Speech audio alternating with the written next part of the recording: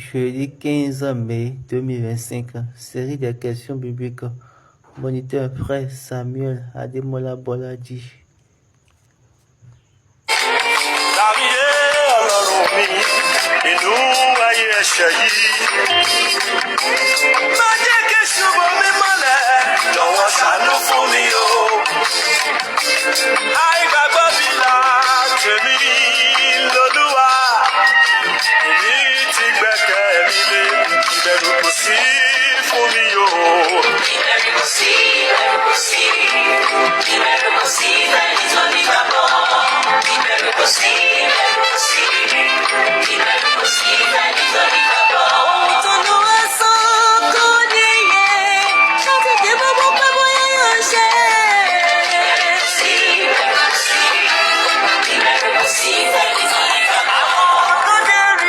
Alléluia, alléluia, alléluia. C'est encore un autre moment sur la plateforme True Word in Season pour la série des questions-réponses. Comme d'habitude, prions. Jehovah, Jésus Christ, nígbà ìkẹ́, àwa dúpẹ́ lọ́wọ́ rẹ̀, bàbá ìjọ rírò. Orí ọgbẹ́ àkókò yìí, àti fún ìfààyè ìgbà tó fún wa, ògo ni forúkọ rẹ o. Wákàtí tó à ń lọ nínú ètò ìbéèrè àti ìdáhùn, ìrẹ tó ní wá, fààyè gbà wá. Fún wa ní ohùn, fún wa ní ẹnu àti ọgbọ́n. Ìrẹ ló ní ìdáhùn sí ìbéèrè gbogbo, ìbísí ẹ̀mí rẹ fún ìdáhùn rere látòkè wá fi fún wa. Kí sísọ àti gbígbọ́ kó jẹ́ sí ìyà ìdípẹ̀kù lórúkọ Jésù lọ́wọ́.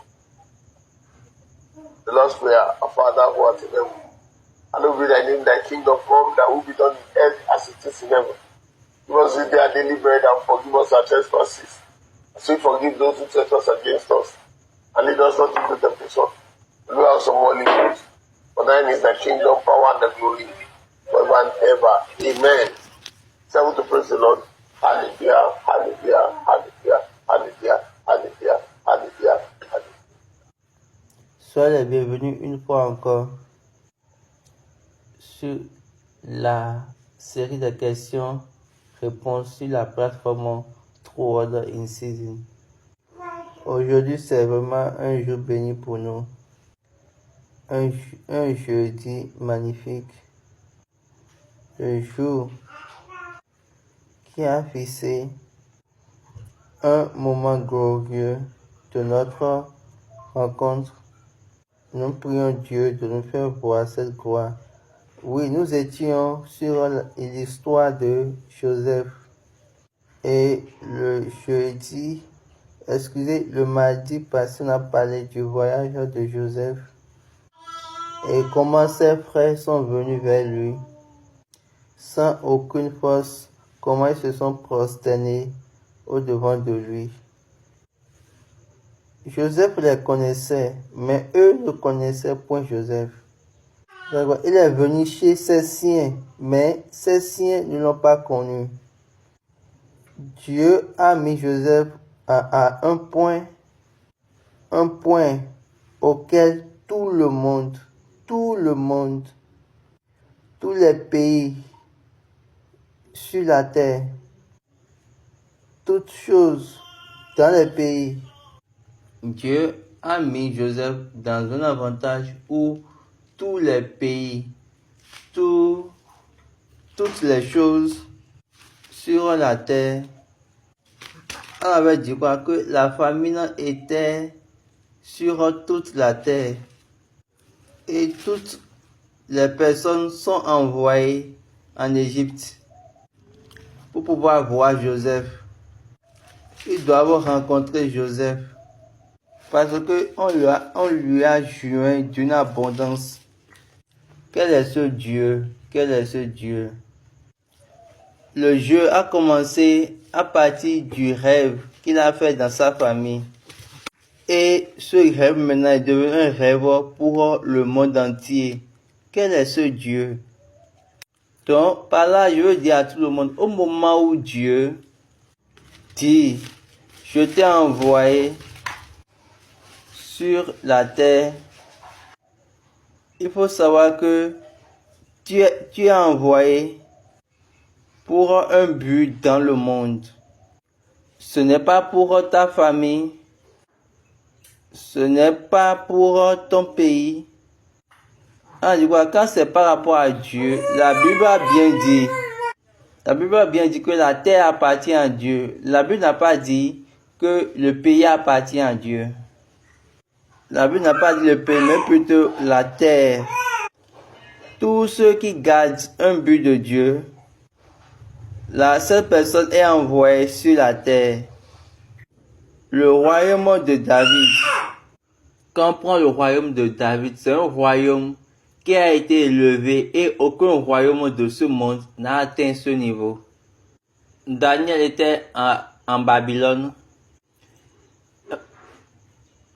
Daniel avait régné sur Nebuchadnezzar, sur les enchanteurs, les astrologues. Donc c'est vraiment un facteur à garder. Il a régné. Daniel à Babylone, il a régné sur Nebuchadnezzar, sur Belshazzar et sur Darius. Donc quand vous voyez, il est un facteur important dans les grandes décisions. Et la personne qui est devenue la tête dans le monde en régnant sur les rois, en guidant les rois, était Daniel. Vérifie quel but Dieu t'a donné. Ce n'est pour rien. Quand Jésus est venu, il est venu pour les Juifs. Maintenant, des Juifs pour le monde.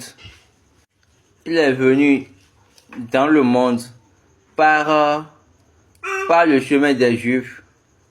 Et de là, le travail de sa mission a surpassé les tribus des Juifs et c'est entré dans le monde. Quel est ce Dieu? S.B. Joshua est venu dans les cités du Nigeria,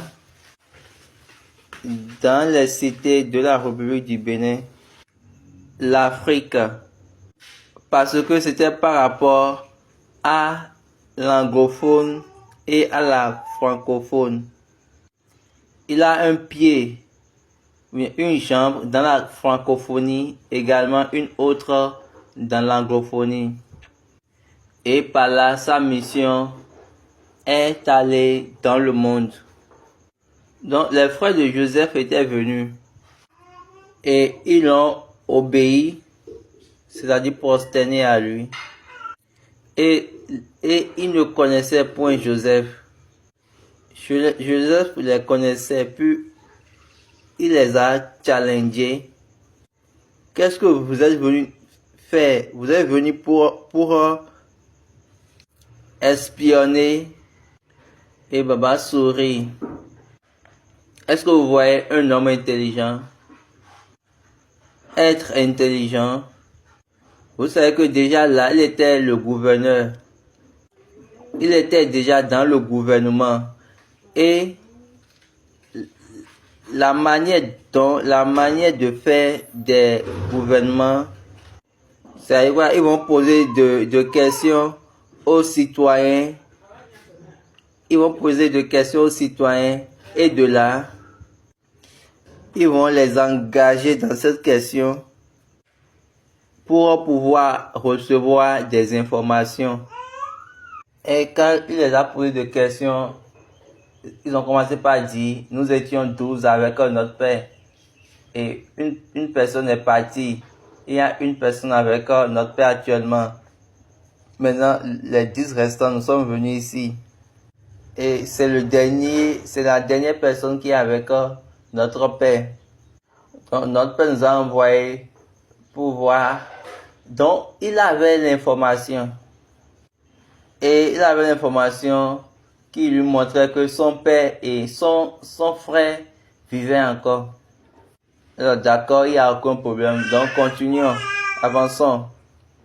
Donc, regarde, et puis il a dit, je vais garder une personne pour 3 jours. Je vais mettre cette personne en prison pour 3 jours. Je vais vous mettre en prison. Il était en prison pendant 3 jours. Un homme en prison pour le péché. Sous la loi, nous sommes en prison. Par les jugements,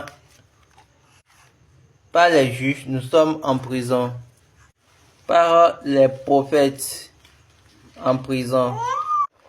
Nous sommes là pour 3 jours. Le troisième jour, après que le troisième jour, le Fils viendra. Il a dit après 3 jours, faites-les sortir. Donc, c'était un voyage prophétique. Il les a appelés pour 3 jours. Jésus est mort. Il était mort pendant 3 jours, 3 nuits et 3 jours. Et en ce moment, nous étions en prison. Il y a jeudi, vendredi, samedi et le dimanche, il est ressuscité. Donc, il les a dit, c'est ça, nous ferons. Je vais prendre un parmi vous et je vais le garder en prison. Et tout le reste, tous les 9 restants vont partir. Donc, allez et amenez-moi votre frère. Et en ce moment, je vais savoir que vous êtes en train de dire la vérité. Regardez cette ligne. Et prenez ceci, allez avec. Joseph va demander à ses officiers, remplissez leur sac et retournez leur argent. Parce que ce qu'ils ont, c'est gratuit. Ils ont reçu ça gratuitement. L'évangile du salut est gratuit. Quel que soit ce que tu as, cette chose-là ne peut pas payer, contenir. On ne peut pas convertir cette chose-là à la valeur de la puissance de l'évangile du salut. Quel que soit ce que tu fais, quel que soit ce que vous amenez, vous n'avez aucune chose dont on a besoin. Qu'est-ce que Dieu recherche? Ce que Dieu recherche, c'est ton corps, afin de mettre sa vie dedans. Il va mettre sa vie dans ton corps. Est-ce que vous comprenez? Il n'a pas besoin de ce que tu as. On n'a pas besoin de ce que tu as. On n'a pas besoin de ton argent. Mais on veut te remplir. Ce que Dieu veut, donne-moi ton corps. Et là, je vais le remplir avec de l'abondance. Je vais te redonner la vie que tu as perdue abondamment. Remplis leur corps, remplis leur côté avec d'abondance. Donc, il les a retourné leur argent. Au cours du voyage, quelqu'un a dit, ah, mon argent est encore dans mon sac. Et chacun, une fois à la maison, tout le monde a vu son argent dans son sac. Et une fois à la maison, ils ont raconté l'histoire à Jacob. L'homme là-bas a saisi un de nôtres. Il a demandé que nous en ramener d'abord Benjamin avant qu'il va laisser l'autre personne. Et Jacob a dit, ah, vous voulez encore tuer celui-ci? Quel problème vous avez avec ceux-ci? Maintenant, on a déjà perdu quelqu'un et maintenant vous dites que et Baba dit déjà, Dieu a déjà commencé par travailler. Dieu travaille. Nous devons commencer par regarder dans les manières de faire de Dieu. La manière de faire de Dieu. Le chemin de Dieu. Le chemin de Dieu est comme impossible. En toutes choses. Dans les lectures, dans les enseignements, nous pouvons voir le chemin de Dieu. Comment Dieu travaille dans les choses. Allons dans Romains chapitre 1. verset 10.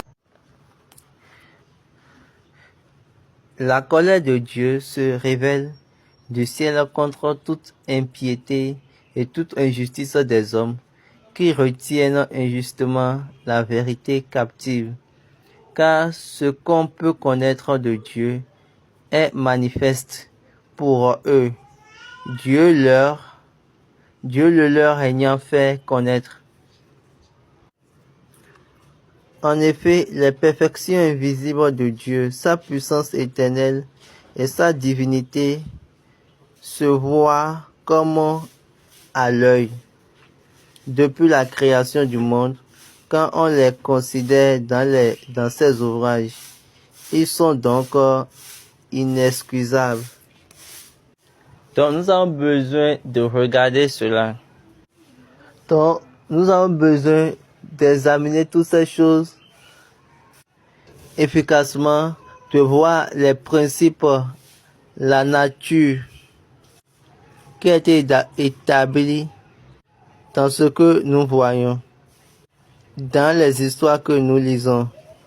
Aujourd'hui, ce n'est pas un jour pour l'enseignement biblique. C'est le jour des questions-réponses. Donc, vérifions s'il y a des questions. Y a-t-il des questions? Cette question vient de la part d'Ola Bandi Babatunde. Restons dans l'évangile. Est-ce que on peut expliquer la parole de Christ à Nicodème? Jean 3, verset 5. Et également, la manière dont Jésus a répondu à la question « Être né encore ». Est-ce que c'est possible de connaître le jour où quelqu'un est rené? Parce que je vois plusieurs enseignants disent, mais plusieurs prédicateurs disent, quand est-ce que tu seras encore né? La réponse de Baba, allons lire Jean 3, verset 5. En vérité, Jésus répondit, en vérité, je te le dis, si un homme ne naît d'eau et d'esprit, il ne peut entrer dans le royaume de Dieu. Être né de l'eau, ça fait baptême. Être né de l'esprit, être né de l'eau et d'esprit, c'est d'être né de la parole, de la vérité. Être rempli du Saint-Esprit. Être rempli du Saint-Esprit, c'est devenu assez. Laissez-moi dire cette chose. La doctrine de être né, mais être rempli du Saint-Esprit pour parler en langue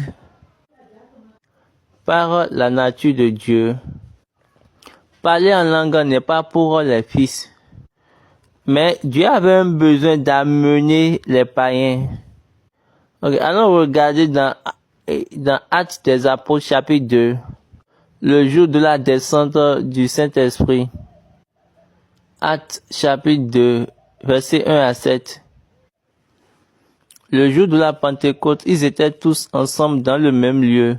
Tout à coup, il vint du ciel un bruit comme celui d'un vent impétueux, et il remplit toute la maison où ils étaient assis.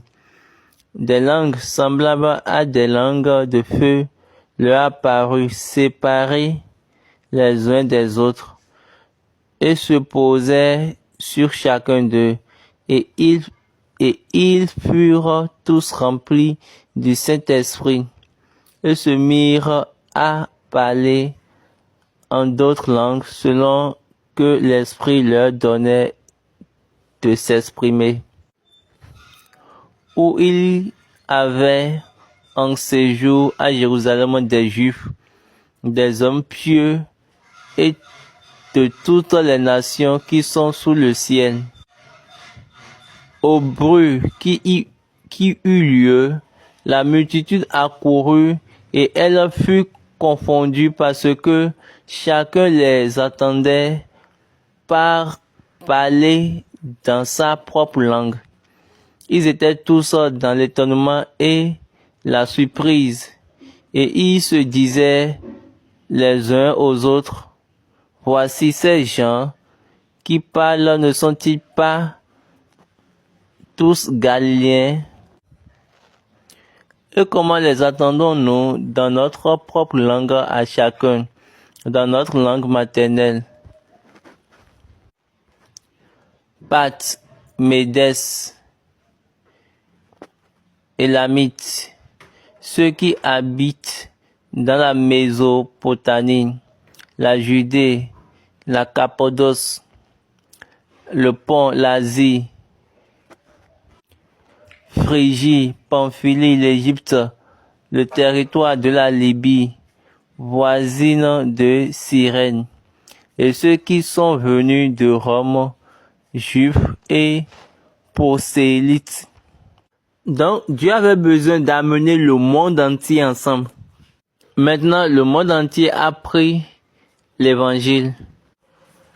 L'outil du mouvement, depuis le commencement, c'est qu'il faut les amener par leur langue, par leur langage, communiquer avec eux. Hier, nous étions à la première conférence et les parleurs de la musique, ils disaient que c'est une communication dans ta langue culturelle. Donc, c'était le système du Saint-Esprit.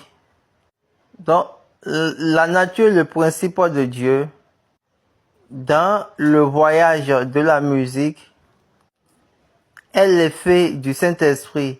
La musique de la parole, la mélodie du Saint-Esprit est communiquée. Prêchons l'évangile. Dieu avait besoin de communiquer avec son peuple.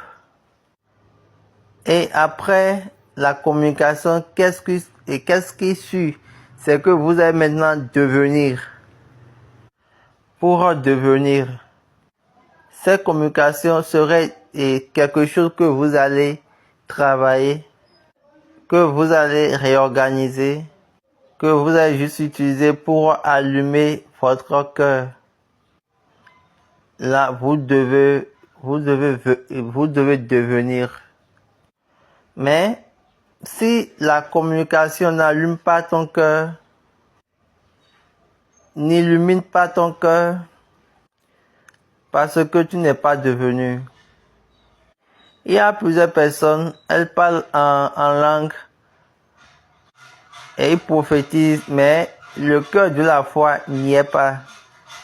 Donc, le fait de parler en langue, c'est la musique. Donc, le fait de parler en langue, c'est la musique de. Donc, quand on vous dit, soyez né, être né, c'est juste pour vous dire que être né de la vérité. Donc, quand vous allez passer le baptême de l'eau, vous aurez maintenant la vérité. Et après sera le langage de l'esprit étant communiqué à vous, serait compris. Parce que vous demeurez naïf, novice. Si vous demeurez naïf, novice, quelle que soit la manière dont vous serez en train d'utiliser parler en langue.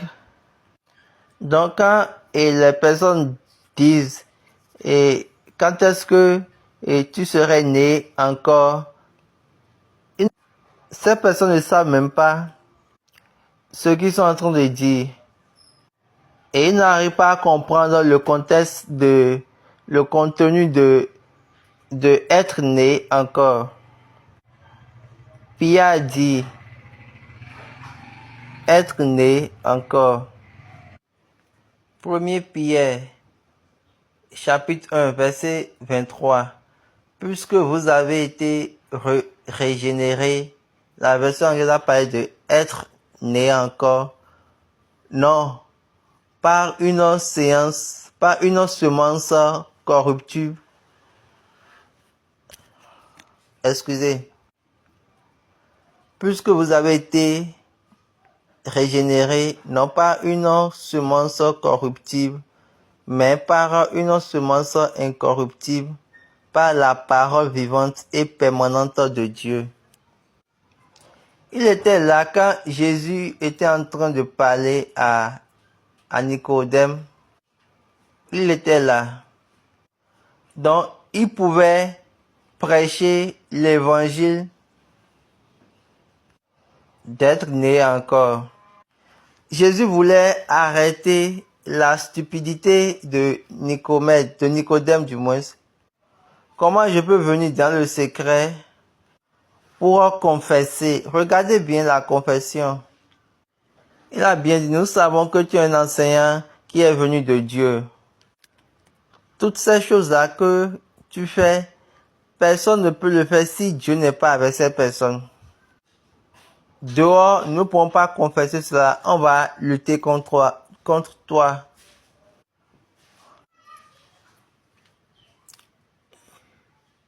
Mais il y eut un homme d'entre les pharisiens, nommé Nicodème, un chef des Juifs, qui vint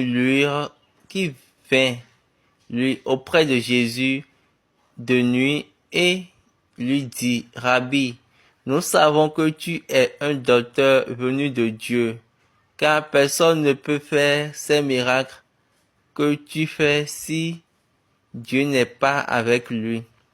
Et Jésus lui répondit, en vérité, je te le dis, si un homme ne naît de nouveau, il ne peut voir le royaume de Dieu.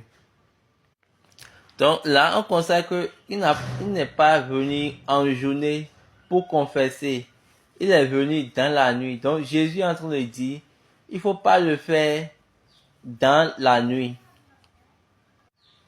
Il ne faut pas le faire dans la fermeture. Il faut le faire dans l'ouverture. Donc viens en journée pour pouvoir le faire. Donc Jésus voulait lui dire, arrête, on n'a pas besoin. Quelle question il a posé? Il a juste donné une affirmation. Et Jésus lui a donné une réponse. Donc, vous devez venir à ce niveau. Vous devez avoir un tel niveau. C'est-à-dire quoi? Vous devez savoir qu'on peut voir et on peut encore entrer. Il y a voir, il y a entrer. Et Baba sourit. Oui, c'est grammatique. Je comprends. Oui, c'est différent. Mais dans le contexte ici, c'est même. C'est même chose. Pour voir le jour, c'est d'être dans le jour. Pour ne jamais voir le jour, c'est de mourir avant que le jour ne vienne. Pour voir le jour, c'est d'entrer dans le jour. Pour être dans le jour. Maintenant, quand vous voyez le jour, regardez ce que Jésus a dit. Abraham, votre père, a vu mes jours. Qu'est-ce que cela signifiait? Abraham s'est exercé dans mon jour. Abraham a fait une préparation pour mon jour. Jésus a ramené le lavement des pieds que Abraham avait fait pour eux dans son propre jour. Donc, c'est ça qui a fait que Abraham est entré dans le jour. Abraham est dans le jour. Ça a amené Abraham dans le jour. Donc, quand on dit quelle est cette chose, il y a d'autres personnes qui vont dire, vous devez être encore né. La question, est-ce que c'est possible de connaître le jour où quelqu'un est encore né?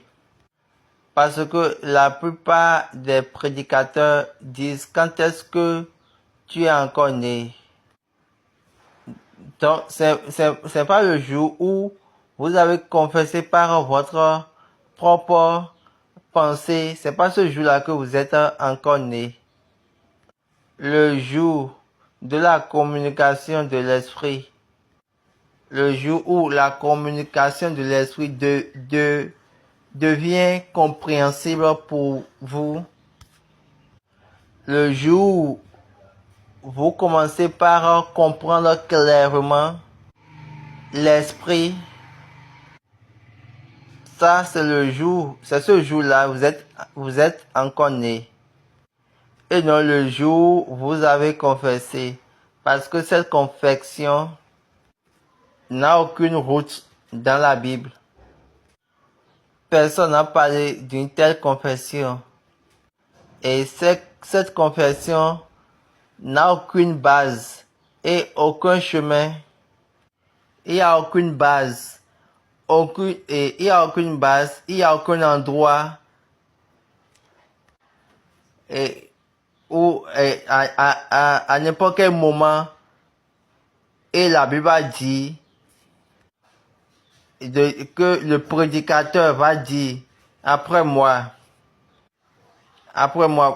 vous répétez ce que je dis et là vous faites la confession. Paul n'a jamais dit cela.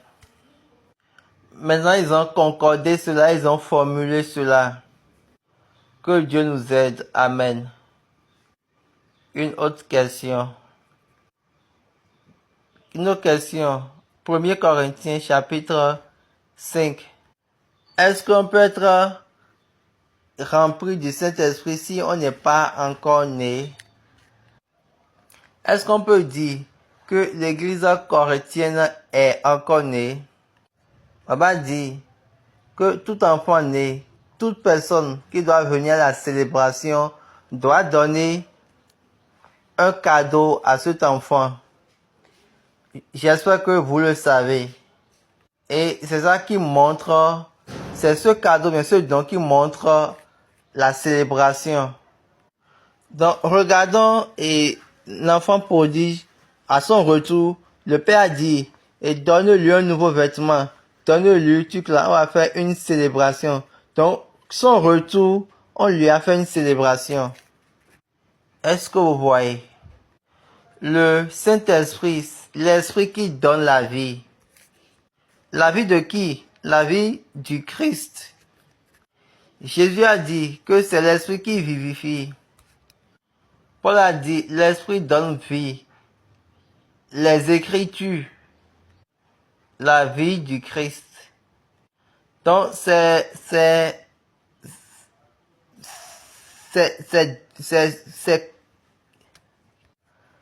chose différente quand vous avez le don de l'Esprit. Vous pouvez avoir le don de l'Esprit sans avoir le Saint-Esprit. Un écrit de Paul a dit que l'Esprit doit vous remplir et l'Esprit serait en vous. Lisons Éphésiens 3 à partir du verset 16.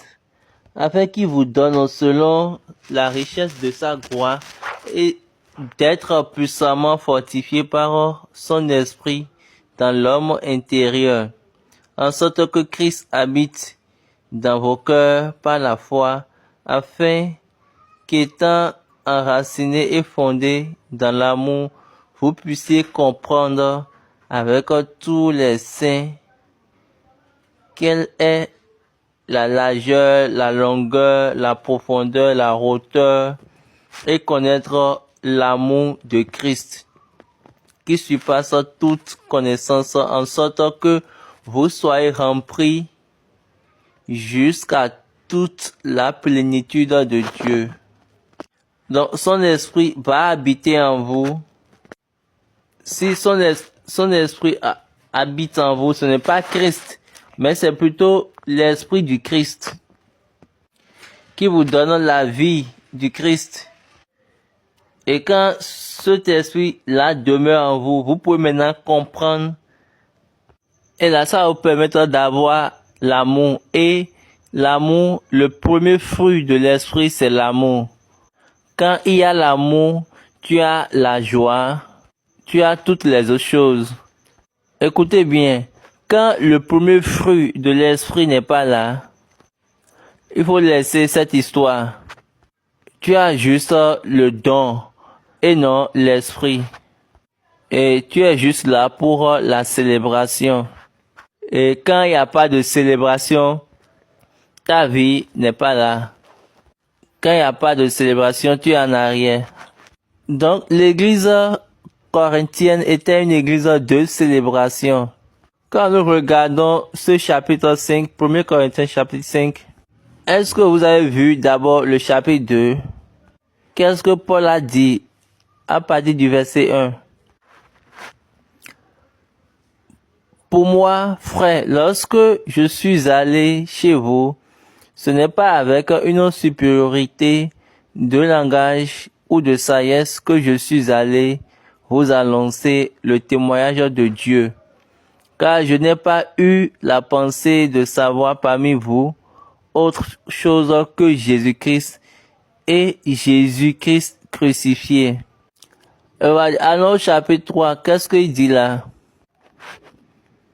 Pour moi, frère, ce n'est pas comme à des hommes spirituels que j'ai pu vous parler, mais comme à des hommes charnels, comme à des enfants en Christ.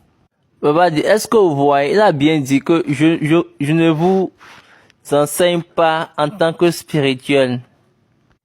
Je ne vous parle pas en tant que spirituel, du moins. Quand il était venu, vous luttez. Donc, je vous ai donné du lait, non de la nourriture. Donc là, il est en train de parler de la célébration. Donc, Papa dit, l'église corinthienne, c'est une église qui est là pour les célébrations.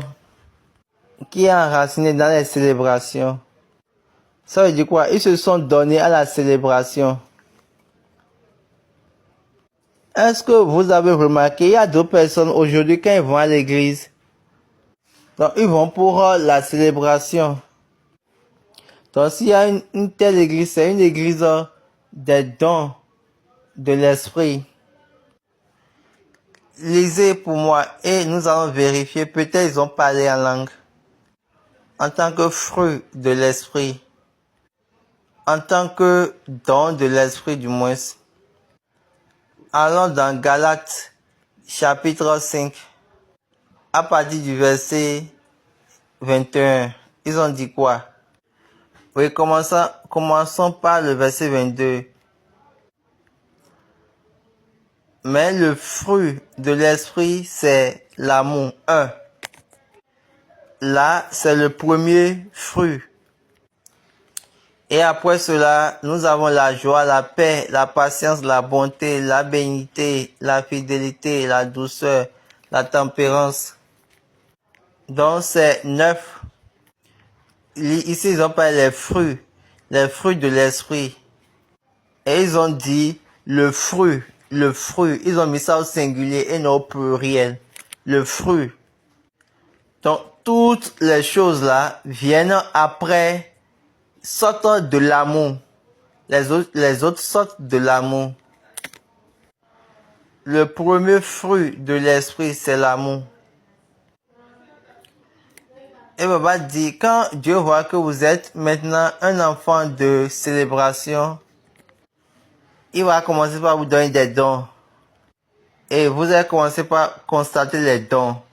Est-ce que vous avez déjà remarqué, quand Jésus avait dit, je vais vous les envoyer, mais vous ne les connaissez point. Qu'est-ce que veut dire par là? Des dons. Et il a dit encore que plusieurs personnes diront en ce jour-là, oh Dieu, en ton nom, nous avons travaillé, mais il va dire qu'ils ne les connaissent point.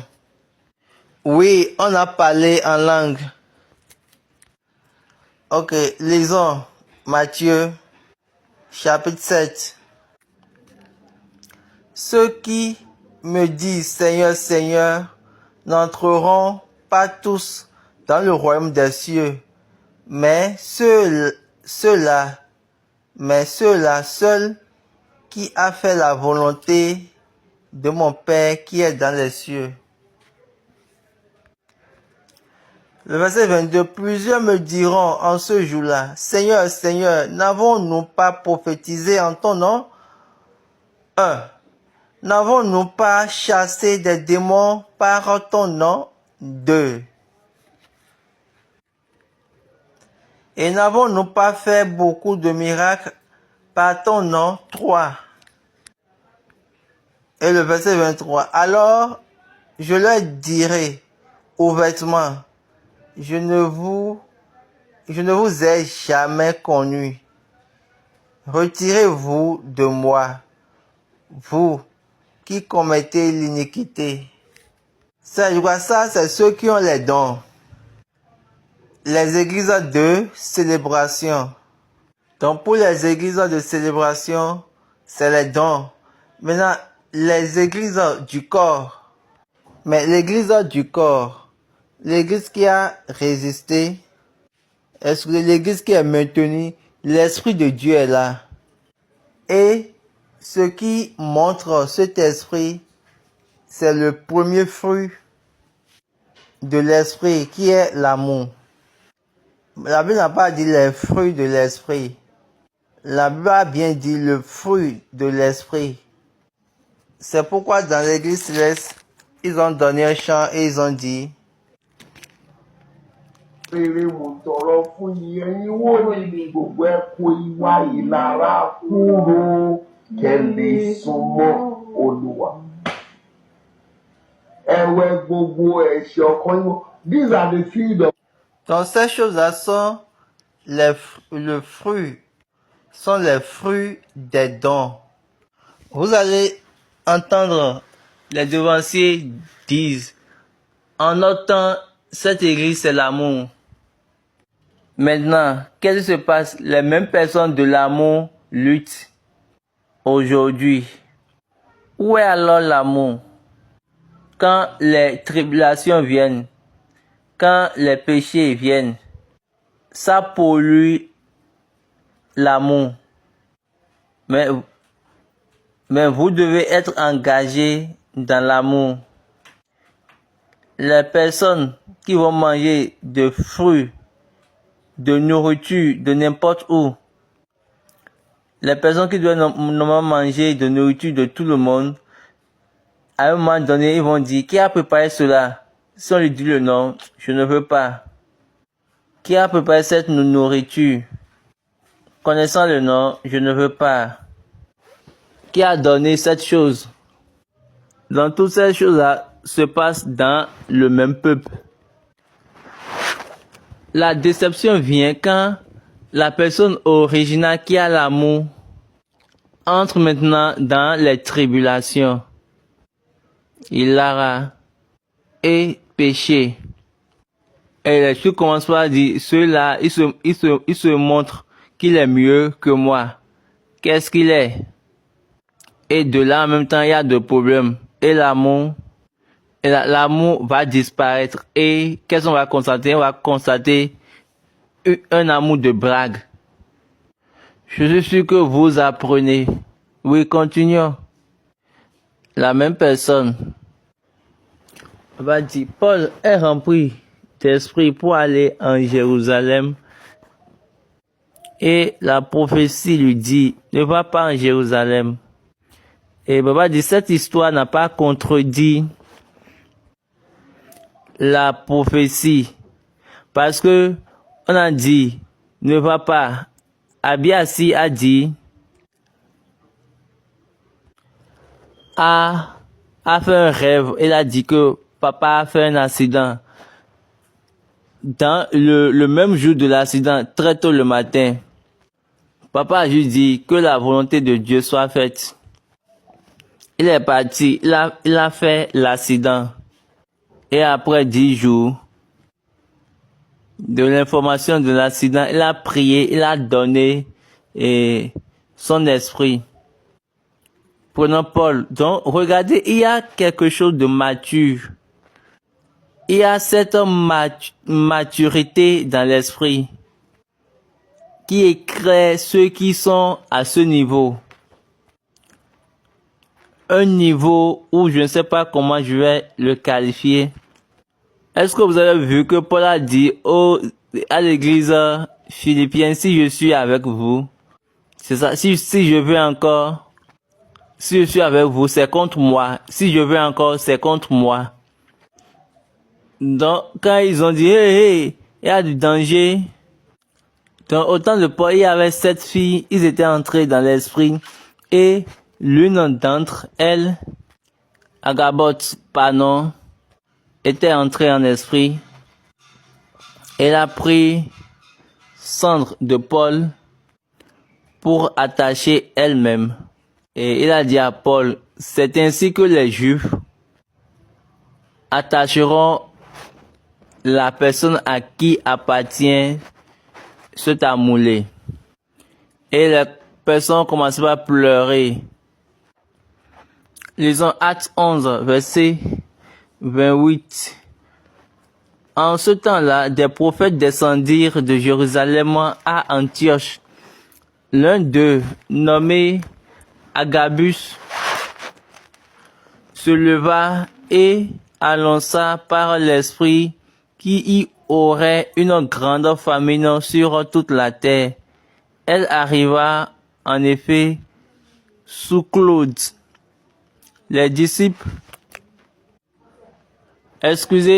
Actes 21 à partir du verset 10. Comme nous étions là depuis plusieurs jours, un prophète nommé Agabus descendit de Judée et vint nous trouver. Il prit la ceinture de Paul, se lia les pieds et les mains et dit, voici ce que déclare le Saint-Esprit. L'homme à qui appartient cette ceinture, les Juifs le lieront de la même manière à Jérusalem et le livreront entre les mains des païens. Revenons d'abord dans Actes 6, Actes 6, verset 5. Cette proposition plut à toute l'assemblée. Il élut Étienne, homme plein de foi et d'esprit saint, Philippe, Prochor, Nicanor, Tinor, Parménas et Nicolas. Donc Baba faisait référence à ces 7 personnes-là. C'est l'une de ces 7 personnes qui est dans Actes des Apôtres chapitre 21. Nous partîmes le lendemain et nous arrivâmes à Césarée. Étant entrés dans la maison de Philippe, l'évangéliste, donc le nom de Philippe qui était mentionné dans Actes 6, qui était l'un des 7, nous logeâmes chez lui. Il avait 4 filles vierges qui prophétisaient. Maintenant, revenons dans notre contexte. Comme nous étions là depuis plusieurs jours, un prophète nommé Agabus descendu de Judée et il vint tous trouver. Il prit la ceinture de Paul, se lia les pieds et les mains et dit, voici ce que déclare le Saint-Esprit, l'homme à qui appartient cette ceinture, les Juifs le liront de la même manière à Jérusalem et le livreront entre les mains des païens. Et Baba dit, c'est maintenant je me rappelle bien de l'histoire. Quand nous entendîmes cela, nous, ceux de l'endroit, nous priâmes Paul de ne pas monter en Jérusalem. Regardez la réponse de Baba. Baba dit, qu'est-ce que Paul a dit? Alors il répondit, que faites-vous en pleurant et en brisant le cœur? Je suis prêt non seulement à être lié, mais encore à mourir à Jérusalem pour le nom du Seigneur Jésus. Est-ce que vous voyez ces lignes? On a constaté de la maturité. Je suis prêt non seulement pour être uniquement lié, mais pour être mouru. Donc, Baba dit, rappelez-moi la question. La question était sur Actes 21, verset 4. Nous entrâmes, nous trouvâmes les disciples et nous restâmes là 7 jours. Les disciples poussés par l'Esprit disaient à Paul de ne pas monter à Jérusalem.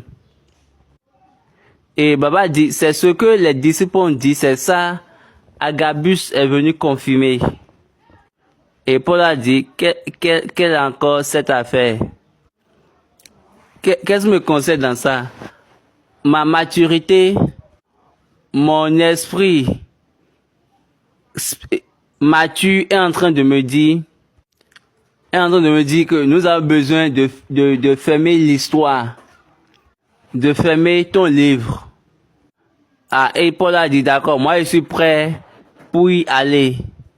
Et je suis même pas prêt pour qu'on m'attache seulement, mais plutôt pour que je sois tué. Donc quand vous voyez cela, c'est au-delà. On a dit à un pasteur, et quand est-ce que Dieu t'a choisi? Plusieurs questions. Après, on lui a demandé quand est-ce que tu vas mourir. Le pasteur a dit non, je veux pas mourir maintenant. Et quand j'ai entendu cela, j'ai souri. Elle a dit que je ne peux pas mourir maintenant parce que j'ai encore plusieurs choses, j'ai encore plusieurs endroits et pour y aller. Donc je dois encore aller là-bas pour travailler. Et je lui ai dit, tu n'es pas appelé. Regardons SBJ, il y avait un rêve, on lui a dit, et dans le rêve, on lui a dit, tu mourras. Et toute l'église, et Papa Ochofa a dit, Jesuku, Monseku, Apostelku, Kinikpeniti Miniti, Makubitubi Kubo. Donc il a dit, écoutons. Monseku, Apostelku, Kinikpeniti Miniti, Makubitubi Kubo. Nítorí tí máa yí padà ní màníkà ìmọ́lẹ̀ ẹgbẹ̀rún ọdún lè ní àjọ máa ṣèjọba yìí. Il a dit ça dans Zubome, là-bas.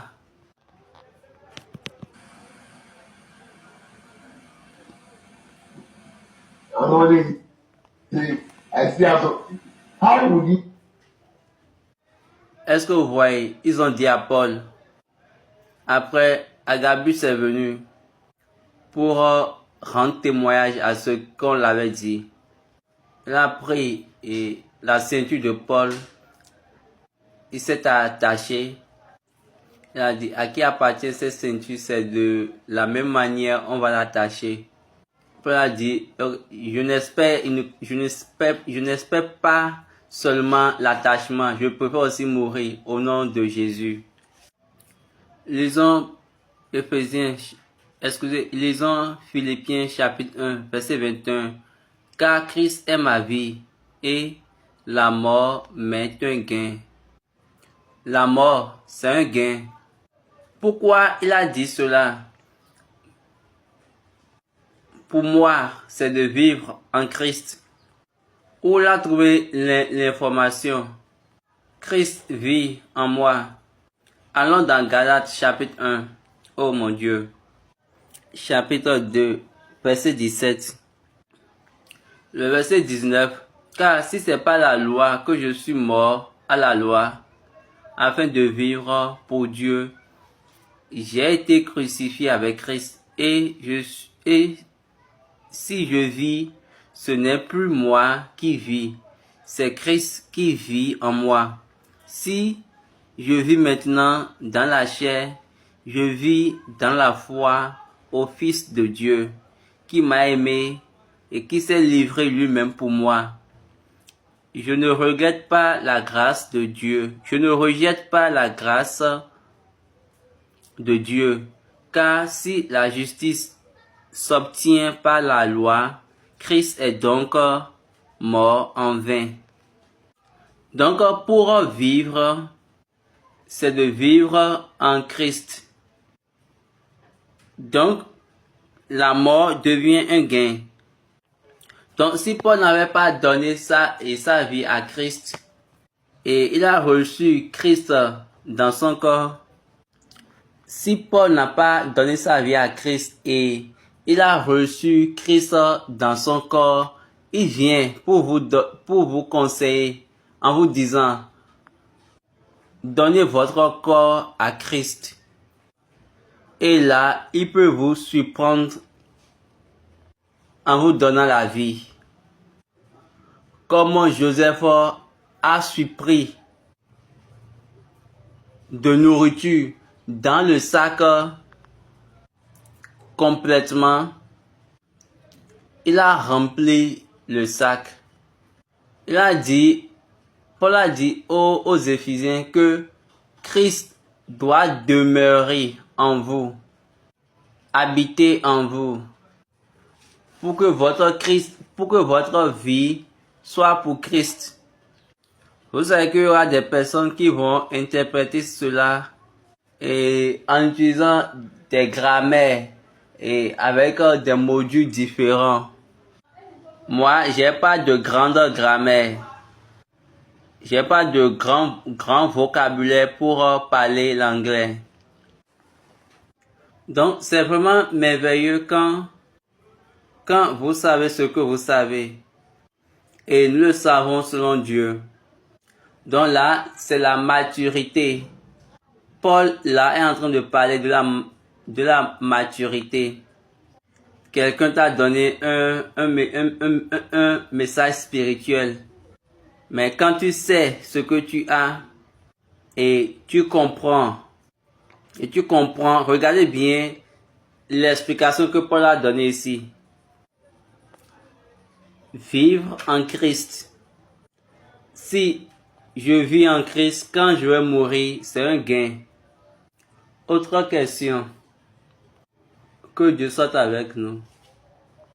Donc la personne veut savoir, est-ce qu'on peut dire que Joseph a posé un acte spirituel, a posé des questions et à ses frères de façon spirituelle ou bien de façon émotionnelle?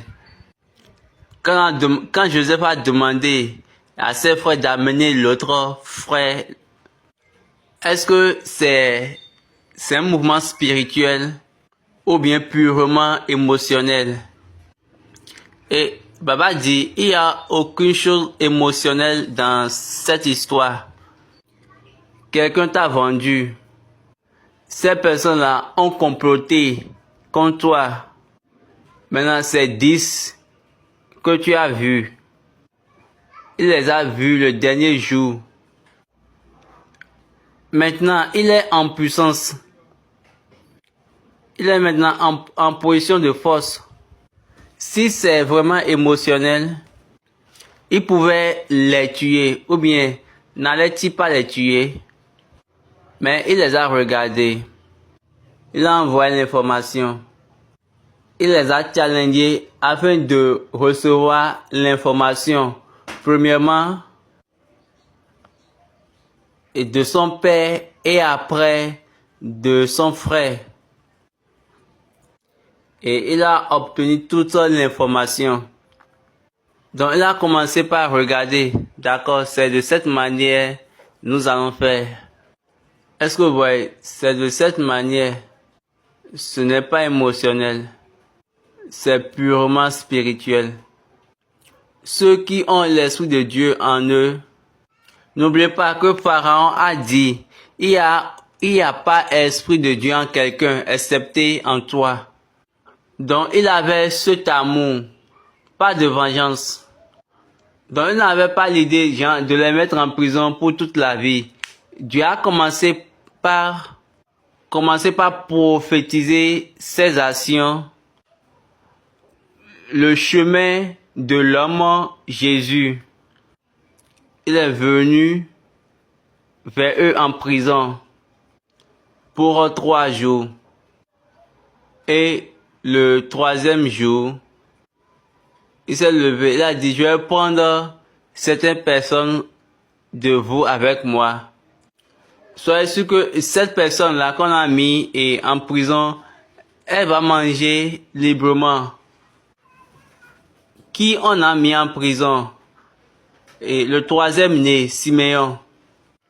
Excusez, Baba dit le 2e né. Ruben a chuté. On a dit, j'ai plus besoin de Ruben. Toi, viens rester en prison. Est-ce que vous voyez? Pourquoi c'est le 2e on a mis en prison? La personne qui va mourir pour que nous tous nous soyons libres était le 2e homme. Est-ce que vous êtes en train de voir? Ces choses-là sont des choses techniques. Les techniques, donc ça, ce sont les détails techniques. La technicité du voyage de Dieu. Est-ce que, oui, l'homme qui doit être mis dedans pour que tous les autres seront sortis, c'est le second homme. Qui est ce second homme? C'est Jésus. Simeon et Lévi